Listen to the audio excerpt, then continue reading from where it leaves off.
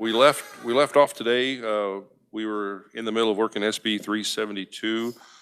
I left off with an amendment from Wilcott. Wilcott has asked to move past that, so we're going to just jump right into it again. And we're going to start with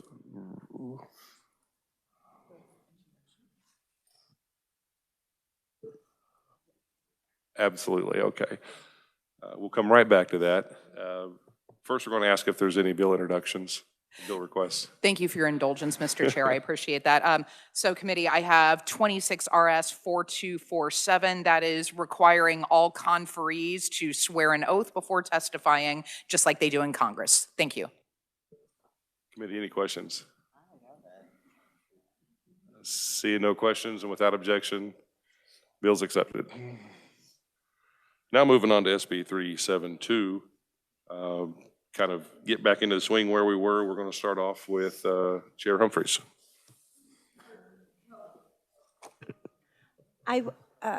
Could we hear about the amendment first, and then you can call on me, or I mean, because we don't have an amendment. I thought we were. You're talking about Wilcott's amendment? Yes. Wilcott's not offering that amendment at this moment. He has to be skipped over. Oh, he has to be skipped Yes. over. Okay. Okay. You want me to move on? No. Okay. That's great. I just didn't want to supersede what I didn't realize that he had asked to be skipped over. So mine is not on any amendment, just about the bill in particular and some of the things that we heard yesterday. I just wanted to address a few things. And I appreciate what I heard yesterday and some of the concerns. Particularly, I mean, several, if I may just go through a few things. I would like to just stress that really the gathering of the information, it's like once a year where parents like, okay, this account, I have a child under 18 with this account.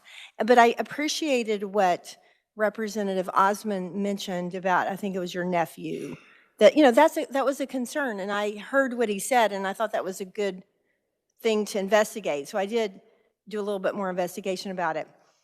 I will say I know if any apps need an update, they don't stop working, first of all. I mean, I'm probably embarrassed to admit I probably have 300 updates that are probably due on my apps on my phone. So it's just not something I do automatically because I don't like people knowing all about the data and everything. So I'm with you on that.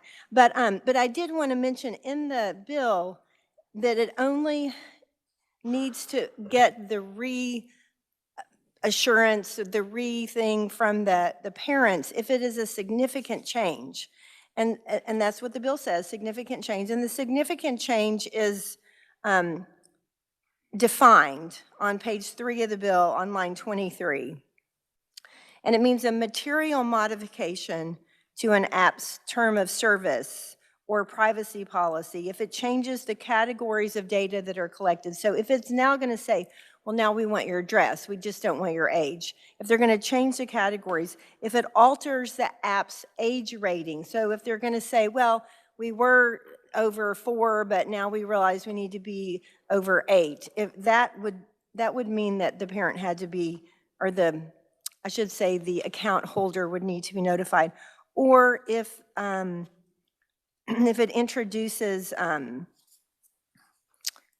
advertisements that are different than what it's had before. So the parents, it's not like every single time anything changes or anytime there's an update, the parents have to be notified. It's only if there's the significant change. And because I appreciated that question, and so I wanted to address that. I also want to mention what he said, like this is it's a battle of giants, and in a way it is, like tech giants. And but I want to say on one side there are 170 child advocacy agencies, organizations that are in favor of this bill. It's not just, you know, it's not just Apple versus Meta. That's not just what we're dealing with. There are 170 different organizations that are behind this bill that are the grassroots, you know, we are helping kids. We might be an organization of, you know, a small or large organization. And so it's not just the tech giants that are battling this. It is it's organizations that want to help parents have a tool to protect their children. And I agree that, we're all concerned about overreach of large government. We don't want too much regulation. But we just passed the cell phone bill. I mean, I don't know if, it wasn't unanimous, not everyone voted for it, but we did vote for the state to regulate what happens in schools. I mean, we protect the vulnerable. We do it all the time. That the government says we're going to protect, we do it with the elderly, we do it with children. We protect vulnerable all the time with bills that we pass. And I feel like this gives parents a definite action. Like we're saying, parents should be doing this. Yes, they should, but they don't know what to do. We've all talked to parents, and I mean, my kids, thankfully there weren't smartphones when my kids were teenagers. But as I talk to parents, they're like, we try, we don't know what to do. This gives them a definite tool that they can engage with to protect their children. And so, two things. I think app developers should accurately age rate their apps. That's what's in this bill. They should age rate the apps, and they should do it accurately. Second, app stores should not let children sign contracts and download apps without the parent's consent. Those are the two main things of the bill. I think they're very important. I know there's other issues, maybe privacy issues. Maybe we need to deal with those side apps. I don't even know what they're called, the side apps. We need to deal with other things too. We should bring those bills. They should be separate bills, or they could be another, bundled together next year, whatever it might be. So it's not perfect, but this is a great start. And I feel like it's something that we should go ahead and pass out of committee today. So thank you. Committee, any other discussion? Representative Osman. Thank you very much, Mr. Chair, and thank you very much for doing the research.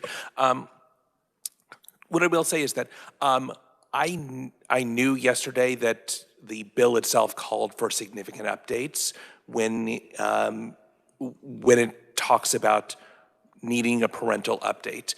And I don't know, with regards to my nephew's app or any health-related apps whatsoever, how many updates fall within the category of significant updates, which I think leads to part of the problem.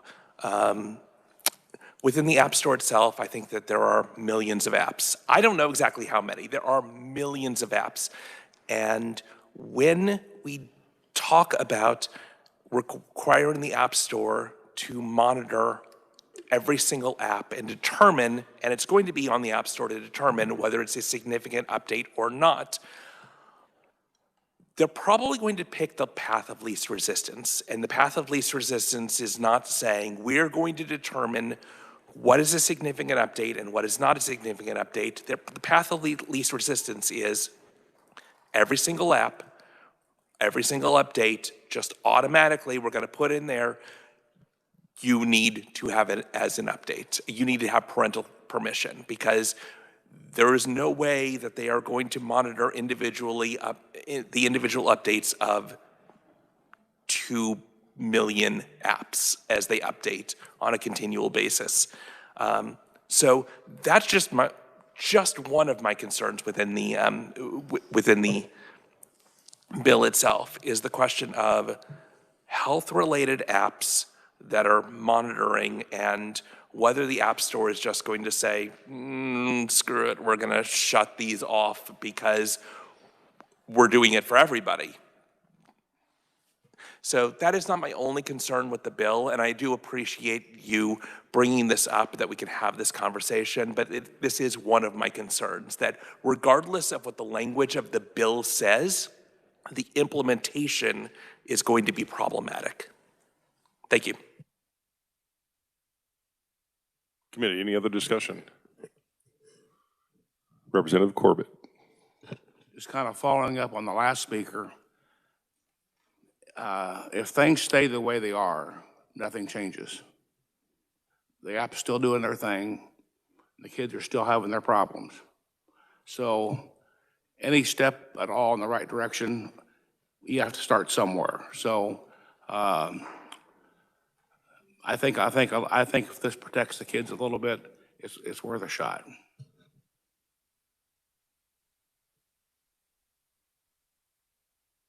Committee, any other discussion? Representative Howe? Thank you, Mr. Chairman. I had a question about Section 8 of the bill, and I don't know, perhaps the revisor could shed some light about this section. It talks about nothing in Sections 1 through 7 and amendments thereto shall be construed to prohibit an app store provider or developer from taking reasonable measures to block, detect, or prevent the distribution of the following to minors: unlawful material, obscene material, other harmful material, block or filter spam, prevent criminal activity, or protect an app store or app security, and so forth. Why is that section in there? Can you speak to that? Can you repeat the section number? Yes, it would be Section 8 8. on page 7.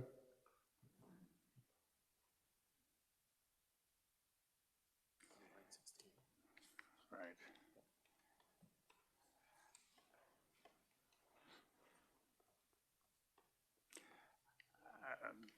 I think it's just,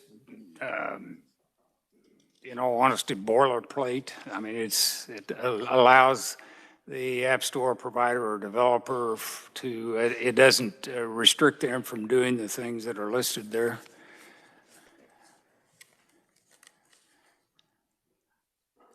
I think maybe they could do it anyway.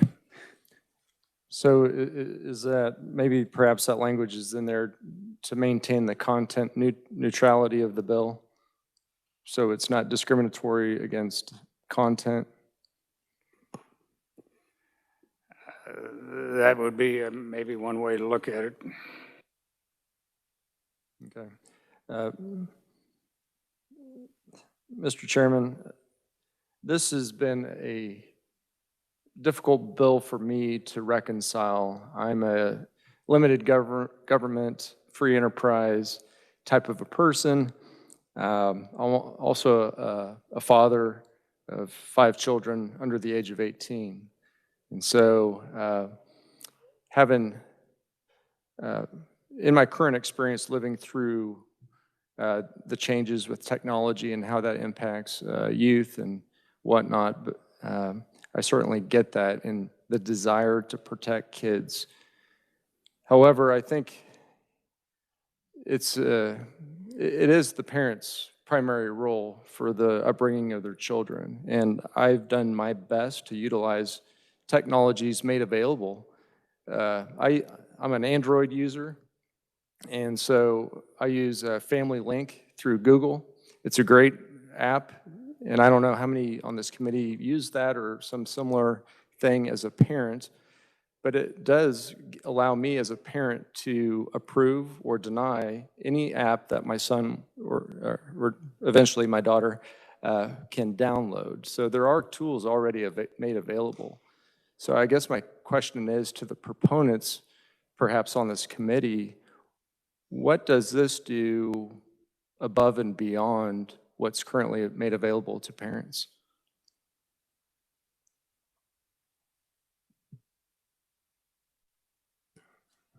Representative Williams? Thank you, Mr. Chair, and thank you for the question. I too am a parent and of kids under the age of 9, or I guess now I have a 10-year-old. So I think to go back to what Representative Osmond said was there, I don't know the number, but I'd assume millions and millions of apps in the App Store. And I think when you look at business as a whole, when you walk into, a liquor store, and someone under the age of 21 goes to purchase alcohol, is it the brand in the store that's accountable for making sure that child is of age? It's the liquor store. Ultimately, the liquor store is the one who is there to make sure that they are of age to purchase that item. And when we're looking at the App Store as a whole, there are millions of apps that go really unpoliced for the most part. I asked the Apple Store when they came to my office how they ensure their apps are accurately rated and that their app developers are following the rules. And they told me it was all human. It was a complete human element. So it comes to the reporting piece.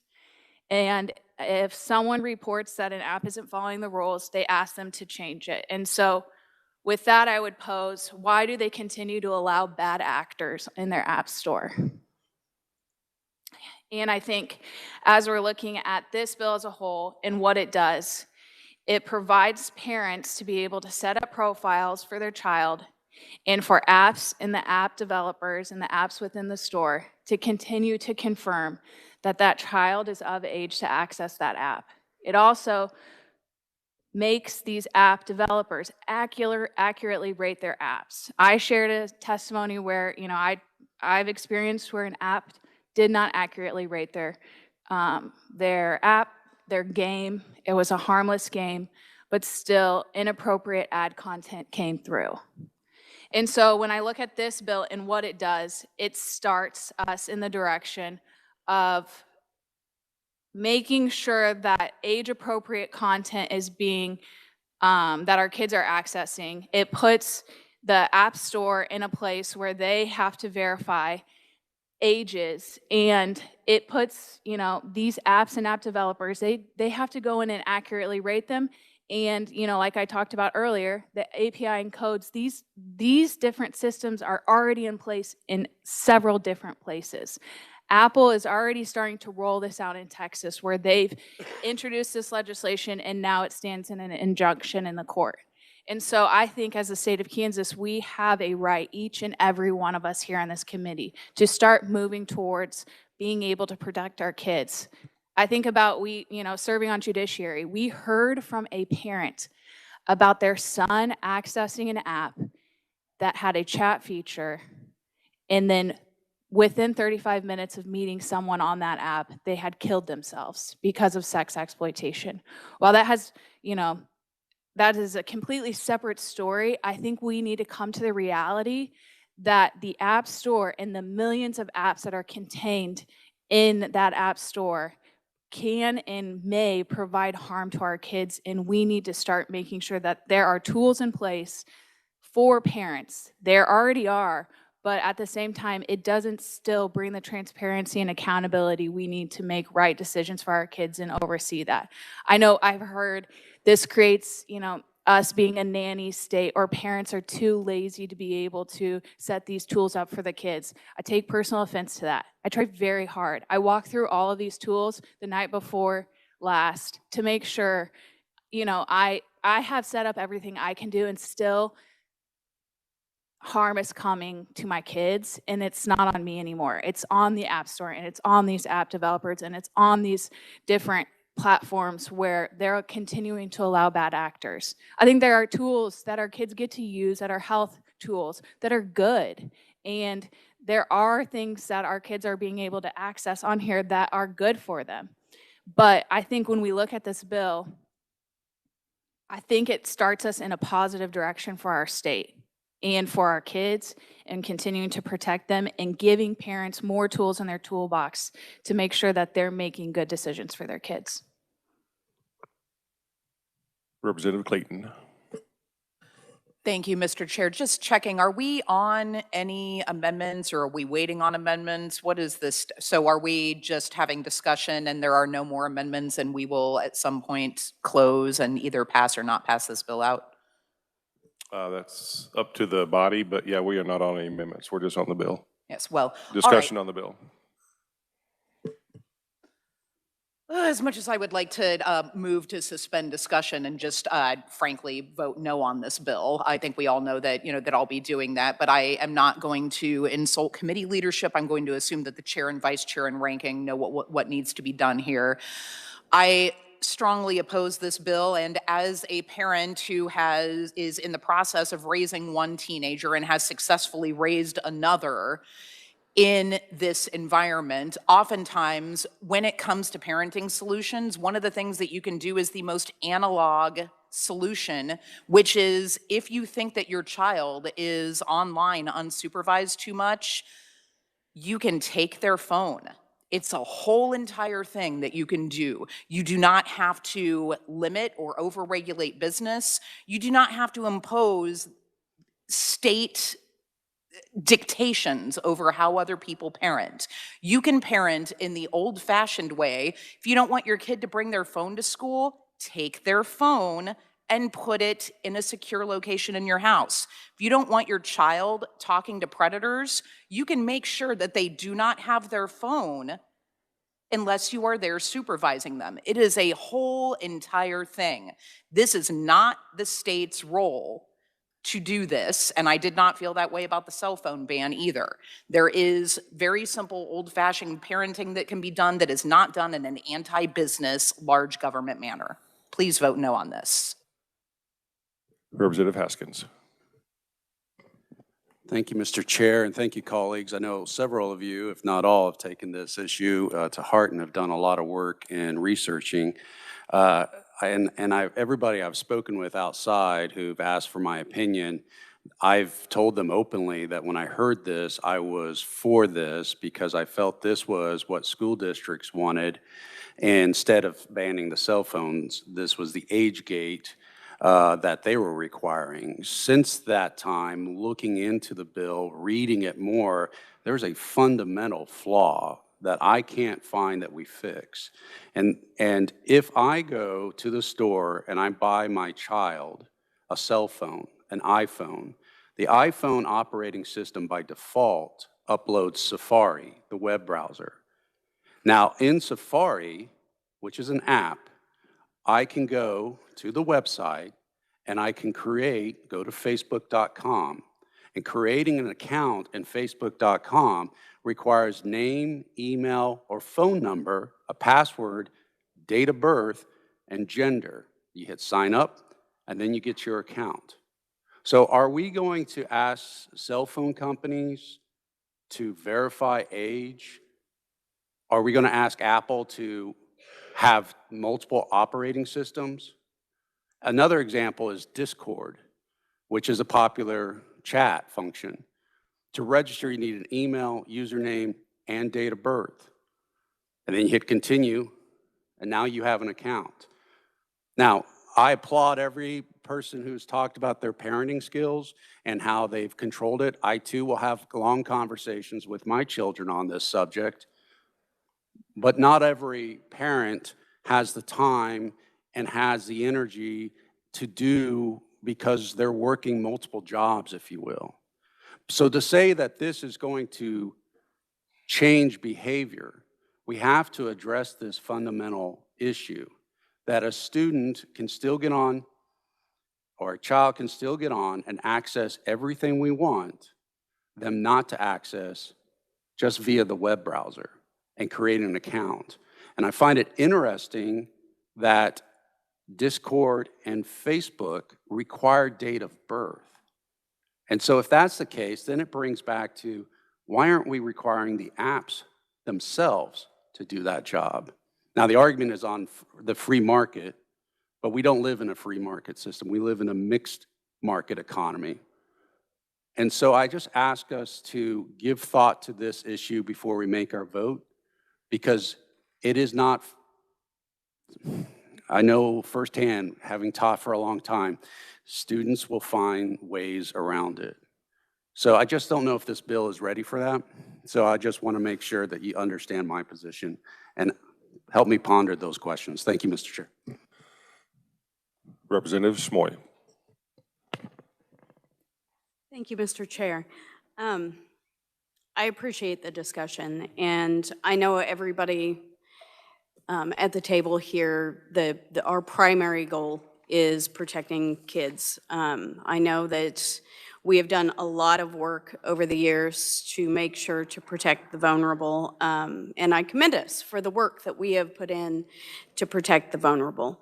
I don't see where this will do that immediately, because as we've heard time and time again, this goes to court, there's an injunction. Even if this does pass the First Amendment argument, it's still going to be held up in litigation, and during that time, we're not protecting any kids. There is literally no rush on this.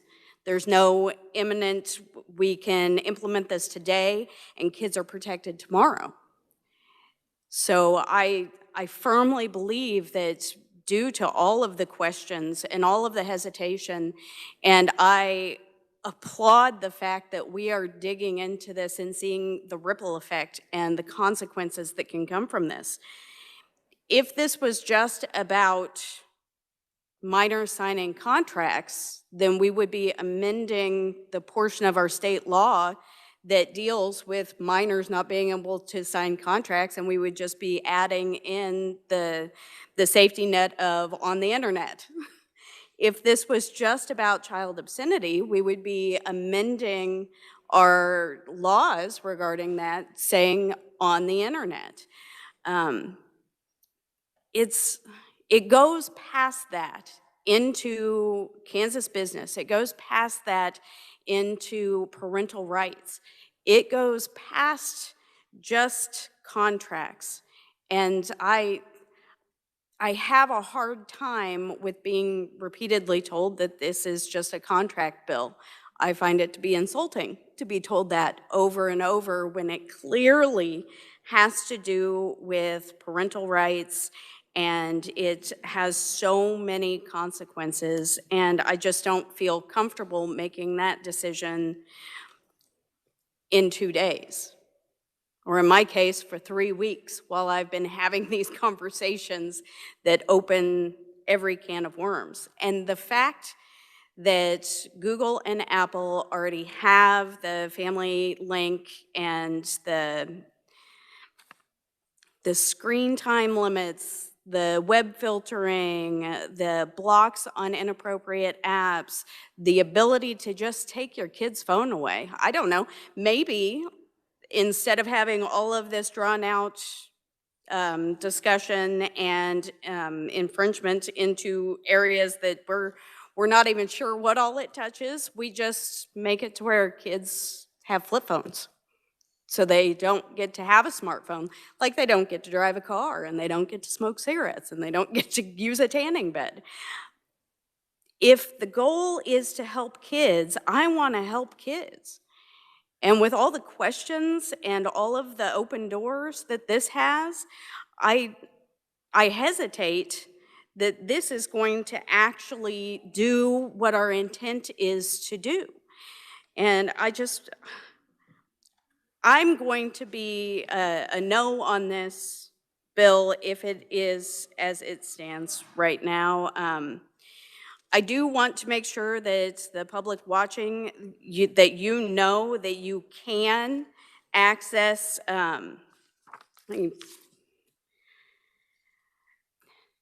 if you feel like your kid has seen inappropriate material online, if you feel like there has been some kind of crime against your minor, I urge you to contact Internet Crime Complaint Center or your local FBI field office, because it is a real threat. I'm just not convinced that this actually does anything immediately to prevent that threat. I would prefer that we take a harder look at this and get more detail. Thank you. Representative Wilcott. Thank you, Mr. Chair. Yesterday, I was talking a lot about data privacy, which is a big concern of mine. And I had shared with the body that I have some kids, my wife and I, we have 3 kids now that are 19, 18, 16. So they're more advanced than an 8-year-old when it comes to technology. So I spent a lot of time on this bill going through to understand what it does, what it doesn't do. Identified some areas where I felt it didn't go near far enough to protect our youth. And I do agree with my colleague that just spoke around how are we really preventing the people that are releasing the content? Are we putting a burden on them to make sure the age verification? I don't think this bill does that, but I do agree with yesterday's discussion that we have to chip away at that. I have concerns of the chipping away when it's done quickly. And so I had drafted an amendment that I was going to share yesterday. And after yesterday, I had multiple conversations with individuals on this committee as well as other members of the body outside.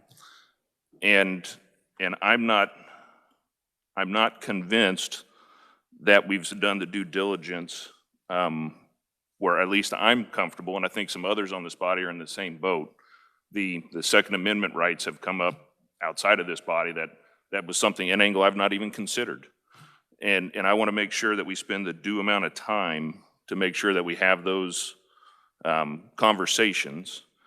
So before I enter my amendment to try to protect that data, I would like to make a motion, and I don't know the proper language to this, but I'd like to make a motion that we actually table this until an interim committee can have discussions on it. And I might need some help on the proper language. But I think the body should have a vote. Should we spend more time on this and really do the due diligence to make sure that we don't have ripple effects, but still make sure we can do it right to protect our kids the correct way? So I'd make an amendment to table for until interim.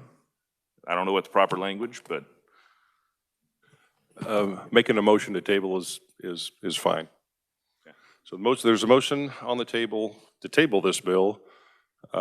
This is a non-debatable motion, but I will need a second for that. Representative Myers seconded this motion. We're just going to go actually right into a vote. So a yes vote will table this bill for now. A no vote will keep us on the bill. Keep working on the bill. So all those in favor of tabling this bill, say aye. Aye. All those opposed, no. No. The chair's unsure. We'll go back with a hard count here. So all the ayes, please raise your right hand.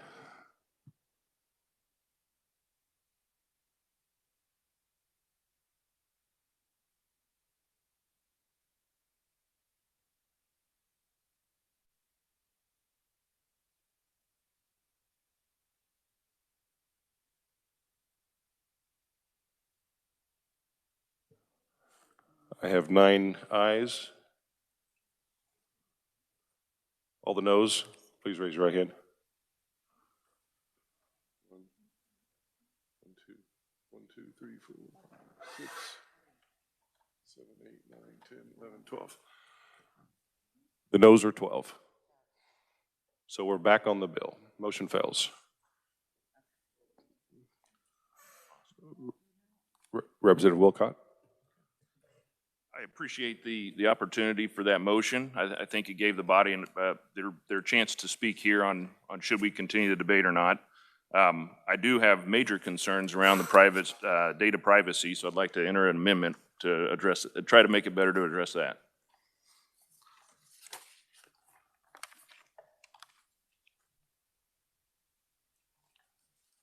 Would you like to explain a little bit of it, why they're passing that out? Sure. So as I was alluding to yesterday a little bit, the data that is being collected right now, there's multiple avenues of data being collected. We've talked about is data, we know they have data, but we don't know what that data is. We have some app stores on the Google side that don't collect data. That don't collect data, that we're going to tell them they have to collect data, but we don't know what that is.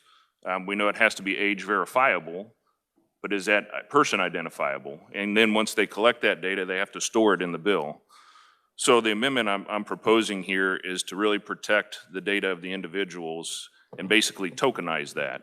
So that any data that is collected that is used for identifying age, that can be identifiable to individuals, this is going to force them to tokenize and then to delete that data.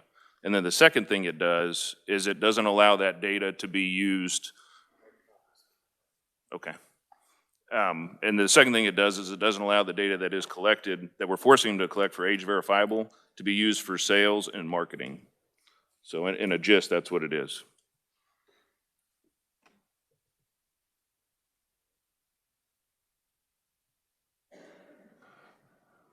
Body, we're in the process of making copies of that so you can have it in your hand. Are you comfortable taking questions? Body, are there any questions on that? Representative Howe. Thank you, Mr. Chairman. Thank you, Representative, for your concern about data privacy and whatnot. Did you work with any outside organization or privacy organization, or is this just something that you kind of drafted? So I actually drafted it from scratch myself, the original content to it. Once I had done it, I had talked to both the proponents and opponents to run the language by them. Got feedback that conceptually it may have some merit. There was some concerns from the opponents' proponents, but I had submitted it to our revisers downstairs to clean it up, to try to, knowingly that I'm not professional in language, I sent it to them to kind of professionalize the intent. Okay, so an app store would collect data, age verification, establishing that there's parental consent because it has to link the parent's phone to the kid's phone. So there has to be some verification. So that trail of information you had mentioned is tokenized, or I guess kind of aggregated together. So under your amendment, what takes place on the back end for the App Store, or is it the app itself that would be responsible for? So the amendment doesn't change the app itself. So I do, as previously stated, I think the app companies should have the responsibility of identifying it. But as we discussed yesterday, this is an app store bill, not an app company bill. So I tried to work within the intent of the bill, just making the bill better. And so it's really, for description purposes, it is section 3. Let's see here. It is on the section 3, items 1, 2, A, and B is what's going to be changed. So it's basically the App Store is the information that's collected. It says it can be tokenized. It permits the use of privacy-preserving age assurance mechanisms, including anonymous age credentials, digital tokens, device-level age signals, or verified parental authorization credentials. So it gives a number of avenues to anonymize the data, and then says you have to destroy the personalized data from that. Mr. Chairman, a follow-up question. What is currently done? So for many apps that do already have some age verification, what do they do with that data? Do you know, or? I don't know what's done today from data that is collected. I do know that this bill, as written, says that they must store and protect. And so I was trying to, if we're going to make a change that says they must store and protect, the intent was you can only store and protect that token, not the personalized data. So I do not know how it is done today.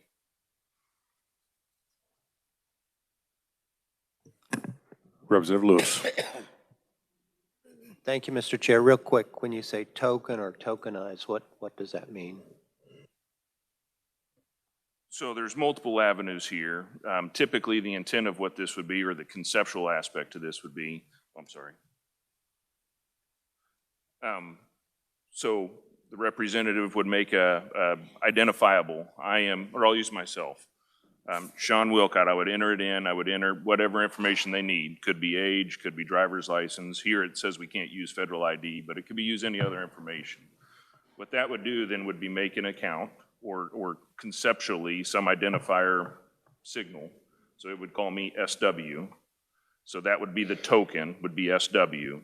And then all that information below that says SW is of age, that token would say I'm 18 plus or I'm 13 plus.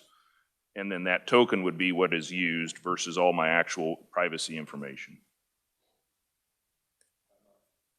So the other privacy information, what's the advantage of tokenizing it? I don't understand. So the intent, or why it would be important, is that the data that is collected and housed in some location could not then be hacked at some point in time later and used against, or voluntarily handed over to agencies to be used at a later date. So it is truly trying to anonymize versus collect and store data that is then could be used at a future time for unknown reasons. All right, thank you.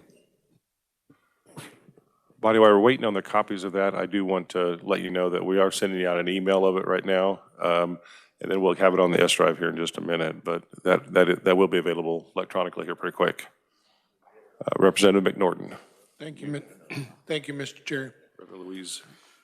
So I think I understand what you're talking about here. Would this be something that the app stores, everybody would have to change just for anybody in Kansas to be? Are we asking them to redesign everything to make your token available only for somebody in Kansas? Is that going to be realistic, I guess, would be my question. So this would apply to everybody that's already being affected by the bill. So But in Kansas only? if the bill as written, so the bill that we're forcing, the new law we're putting in place, outside of even this change, everybody this law would affect would be affected by this change. Everybody nationwide, worldwide? I mean, Where the bill affects. So right now, the bill is written that if you're a Kansas resident and you create an account, is what the current law states. We're now implementing, even without this change, this implement would force the app stores to create some mechanism. for Kansas residents only. I think it says The way on the- 3A1, I believe. So 3A says, and this is not my amendment, this is just the normal bill language. So 3A states, at the time an individual who is located in this state creates an account with an app store provider, or by December 31st, 2026 for accounts created prior to July 1, 2026, such app store provider shall. So that language doesn't, it applies to those same people. So you're asking the app stores or whoever to make this token to change their programming so that anybody in Kansas would have a token, anybody else in the rest of the world, they wouldn't have to do this for. Right? Whoever this applies Yeah, to. okay, yeah. So, and it wouldn't necessarily even have to be token. So if you look Or- at the or- language yeah, here, Yeah, it is assurance mechanisms, anonymous age credentials, device level age signals. So that's languages that is in other bills, other laws around the country. Representative Louise. Thank you, Mr. Chairman, and I've listened to a lot of the talk going around this table, and it seems like parental accountability is kind of out the door from what I see, but I bring to your attention an app that Speaker of the House Mike Johnson, you all know who Speaker of the House Mike Johnson is, I hope, uses an app called Covenant Eyes with his son. Have you heard of that, Covenant Eyes? And from what I read here, the app tracks device screen activity, utilizes artificial intelligence to identify explicit content, and takes periodic screenshots, approximately 1 a minute. An accountability partnership that he has with his son to avoid him seeing any type of pornography or any type of things he doesn't want him to see, he gets automatic notification when his son is on his son's phone. And the software on this app detects objectionable content and sends it immediately to the designated partner. Now, that's what Speaker Mike Johnson uses. Very Christian man. And so I don't know if this is applicable to what people would want to use in lieu of putting into the law, but it seems to me it'd be a pretty good alternative. Thank you, Mr. Chair.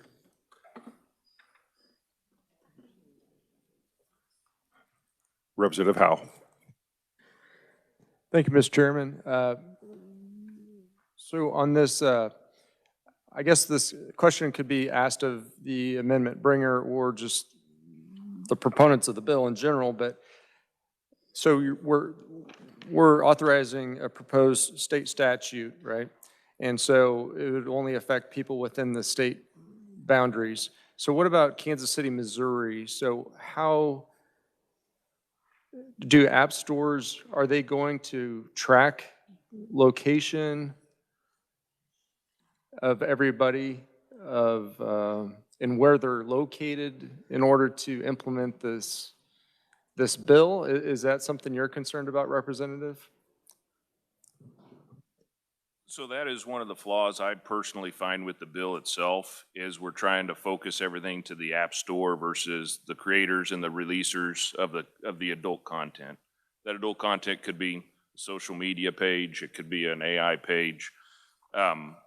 Unfortunately, the bill as drafted, I don't think addresses any of that. Even with my amendment, without my amendment, it doesn't address the fact of access to this content via location, via VPN, which is another scenario where people can access content outside, basically use a VPN out of the state. It is my understanding that the law that we're getting ready to vote on here shortly, presumably, is that it's the accounts that are created in the state. So when the account is created inside the state, it is therefore then tracked that point forward, is my understanding of how this operates. Representative Howe. Mr. Chairman, so how do the app stores know we're in the state? I guess that's kind of my general question. Is it spelled out in the bill or your data privacy amendment? My amendment does not address that. I don't know. Body, is there any other discussion on the amendment?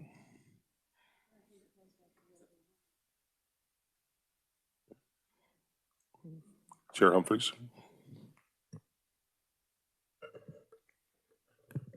Thank you, Mr. Chair. And I just am getting a chance to look at it in hard copy this morning. So, but I do appreciate the bringer of the amendment and his concerns. And I know yesterday that, you know, he was thinking about doing this.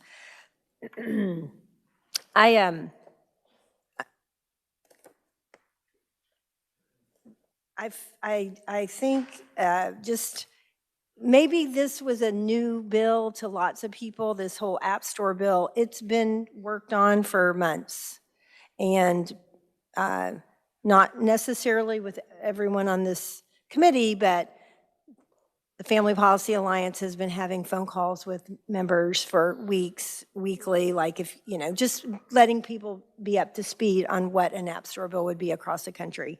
So I don't think it was suddenly brought up. I mean, I know it was for people on the committee or maybe in the chamber, you know, they didn't know about it a long time. But my concern, so I feel like that it's been vetted, and, you know, the traps have been run, and the content neutral, all this kind of things.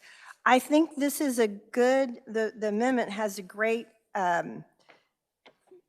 goal behind it, which is protection of data. But I feel like this was quickly done, and I think it was a great question to ask, who did you work with to do the amendment? And I understand that there's a lot of brains in that head, and you could do this yourself. But you know, my concern too is that this hasn't had a lot of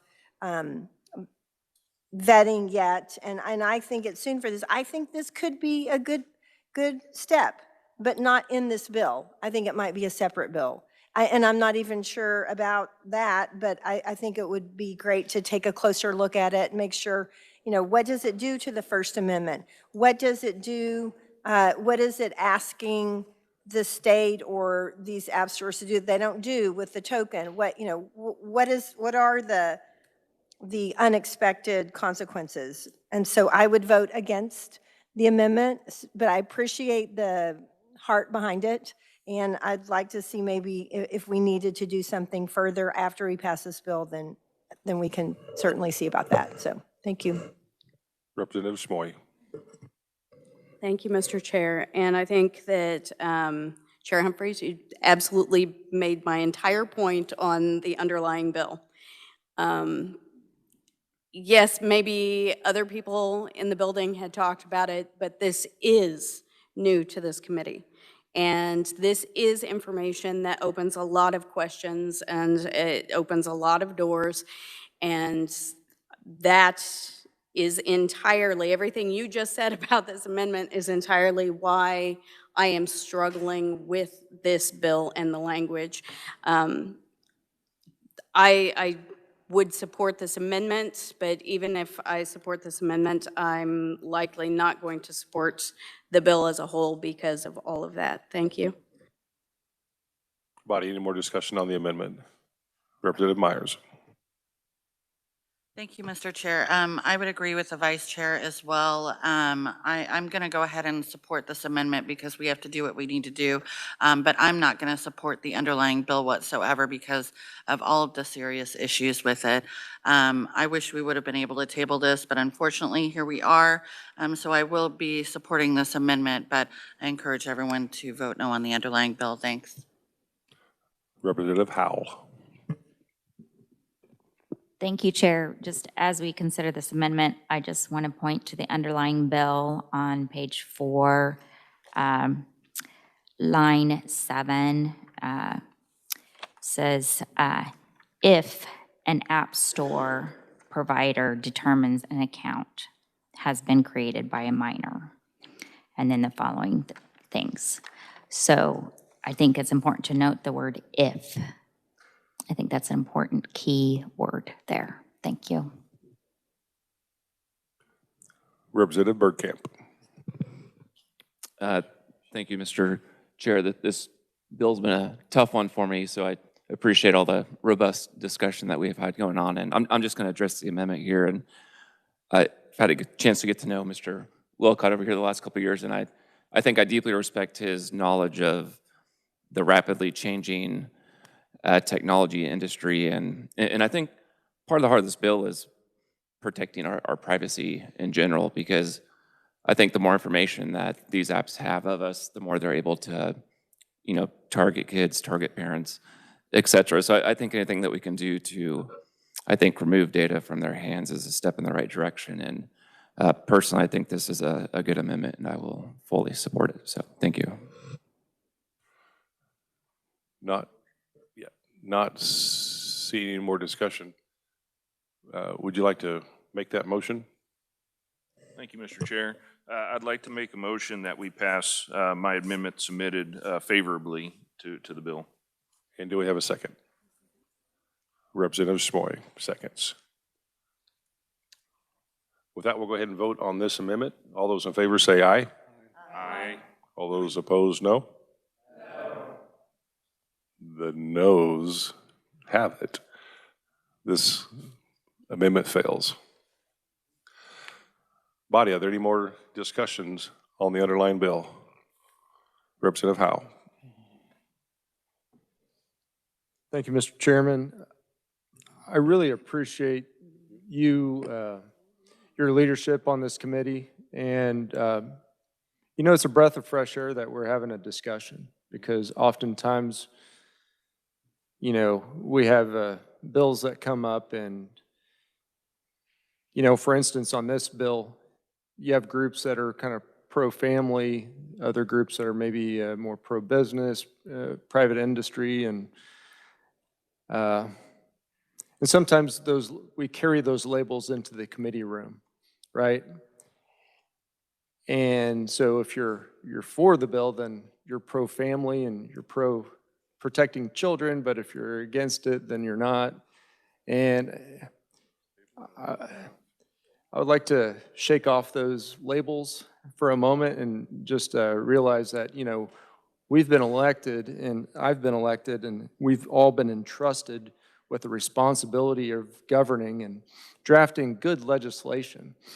We've often seen when bills get to the House floor and all the extra amendments that are needed because of either technical fixes or oversights and things like that. So I do appreciate, Chairman, your leadership in allowing us the time and affording us the time to have a discussion. I kind of wish the Senate would have had a little bit more robust discussion over there, but it seems like oftentimes we're the recipient of perhaps a little bit of lack of deliberation over there. And I'm not saying that's intentional, but it's kind of the nature of a condensed session with limited committee times and such.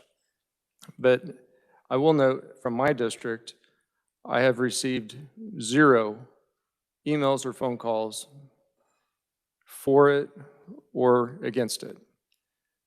I do know there's organizations that have supporters in my district on both sides of the issue, but no one's personally reached out unsolicited. I have polled people through my social media, and when asked, generally speaking, do you support, protecting kids? And yeah, everybody says yeah. However, I do worry about the whether this is ready for prime time. But Mr. Chair, thank you for the robust discussion. And Representative Osman, he had said some of the things I was thinking yesterday. Appreciate your perspective and the concerns of Representative Wolcott about data privacy. I think that is a fundamental question when we're talking about anything data related. And I appreciate Chairman Humphreys, your passion for trying to get this right as well. So maybe it is right to allow this to go to the committee of the whole, to have more eyes on it. I don't know. But I really struggle with this like many of you. So thank you. Representative Schwarzenegger. Thank you, Mr. Chairman. I did too vote to table this, but as an issue to strengthen the bill, since we're continuing to speak on the bill, I have an amendment, a brief one.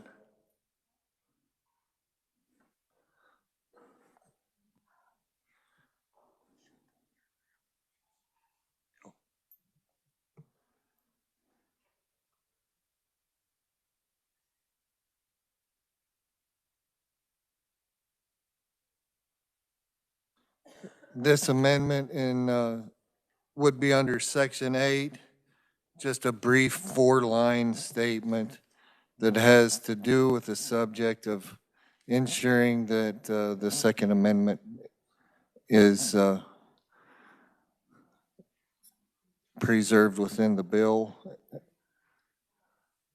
and Second Amendment rights.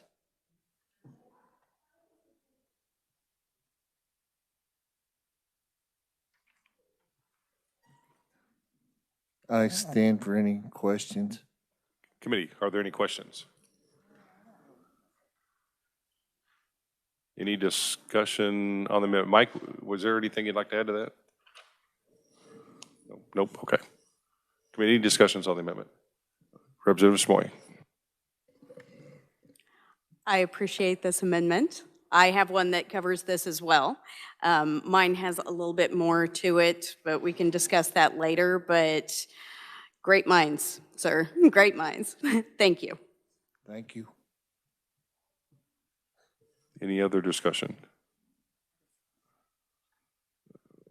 Representative Myers. Thank you, Mr. Chair. I'm just trying to wrap my mind around this. So this essentially would prevent apps or app stores from, or ad companies or whatever, from prohibiting anything regarding lawful hunting or lawful use of firearms, or presenting them as obscene. That's what it's doing? Basically. Okay. All right. Thank you. So it's fairly basic. Okay. Thank you. Representative Wolcott. Thank you, Mr. Chair. So it is quick and short, and if I'm reading this correctly, it's basically saying that children can still use hunting games. Yes. Okay. All right. Thank you. Representative Wagner. Oh. So this would just basically, the 4 lines here, include lawful hunting or lawful use of firearms to preserve this as continuing to be lawful and that it not be considered obscene. Representative Lewis. Right, so just looking at this real quickly, putting aside the perhaps laudable goal here, I think it begins to get into content issues, and it therefore raises constitutional issues that I'm concerned about. Representative Poskin. Thank you, Mr. Chair, and thank you, Representative, for that, because that was my concern as well. We've been talking about content neutral and the First Amendment rights and issues, and this looks to me, and I was going to ask if any of the lawyers in the committee would speak to that, so thank you. Not seeing any more discussion. Representative, would you like to make a motion? If anyone wondered, this came from the Hunter Nation, from lawyers that did review this. I did not get it on my own. And I do appreciate your support if you choose to vote for this amendment. I move that we pass the amendment. Is there a second? Representative Smoy. Is there any more discussion on the amendment? Not seeing any, we'll take a vote on the amendment. All those in favor say aye. Aye. All those opposed, no. No. Noes have it. Amendment fails. We're back on the bill. Representative Wagner. Yes. Thank you, Mr. Chairman. Again, very much have appreciated the discussion we've had so far today, but I will say that the basic thing about the bill, it's not designed to do everything. It does not solve all the problems related with social media and people under the age of 18. And I do think it's a step in the right direction. I do think the focus on contract law, it's not so much that kids, they're not supposed to be in contracts under the age of 18, but you do have the fact that they're signing terms of service agreements, and which is effectively a contract, and this empowers the parents, or helps empower the parents and the app stores to make clarity with that. And with that, I think it's it passes muster, and it would be good for the state of Kansas. Thank you. Is there any other discussion on the bill? Representative Wilcott. Thank you, Mr. Chair. I've enjoyed this, I should not say I've enjoyed this conversation, because this has been a topic that we've all had phone calls, discussions on, talked to colleagues with it. Hearing the continued discussion and the continued debate on multiple topics, I still have probably greater concerns around our comfort level of where it stands today. And I don't know if anybody else has heard anything through this discussion through today since my previous motion. But I still hold the fact, and I ask you to take a look and separate emotion of trying to protect kids and start aligning with more of our duties of going through the bills and making sure that they're properly sound and ready.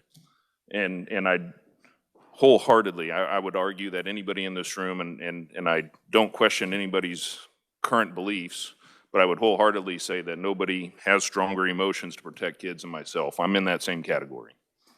I do question still, after hearing this debate, that we're in a position to where this bill is ready for prime time. I challenge that. So I know we had failed earlier, but I would like to try once more before the end of committee to make a motion to table this bill for discussion and have due diligence with the going through an interim committee, give it enough time for an interim committee. There's a motion on the table to table the bill once again for the second time. Is there a second? Representative Ruiz? Beat you to it. Once again, this is a non-debatable motion. Is to table this bill for a conversation a little later down the road. Yeah. Point of order. State your point of order. I would just like to know from your standpoint or the revisers if we can do the same motion twice. I'm not saying we can't, I just would like to know if that's. Mike, can you help us with that? Good question, though. I don't know if I've ever had one twice. Apparently, if there was further discussion and activity after the original, I think it's in order.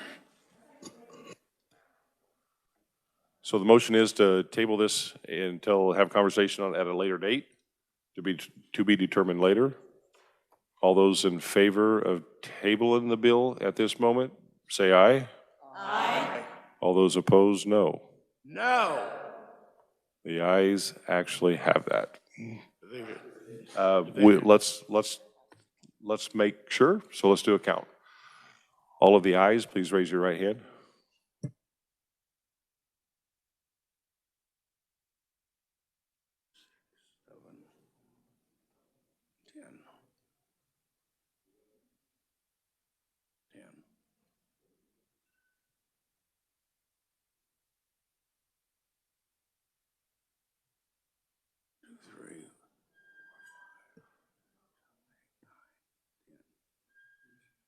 Where's the 11 at? All noes, raise your right hand. Hit 10 the first time. 1, 2, 3, 4, 5, 6, 7, 8. 11. Was that 10 to 11? Okay, this is going to be one of the rare times I'm going to vote. So I'm actually going to put this. I'm actually going to table this vote for right now. We'll have to dig into this again. We're going to. I know. I don't want to make it seem like we wasted 4 days on this bill, but I think we've had some great discussion. I think the momentum's going right where it probably needs to go. So I'm going to vote in the affirmative, and the motion to table has passed. So we'll determine when the next conversation will happen on this bill, and when I do, I'll get right back out to you. But I do want to clarify a little bit of schedules. There was a scheduled meeting tomorrow. That won't be necessary right now. We will not be meeting tomorrow.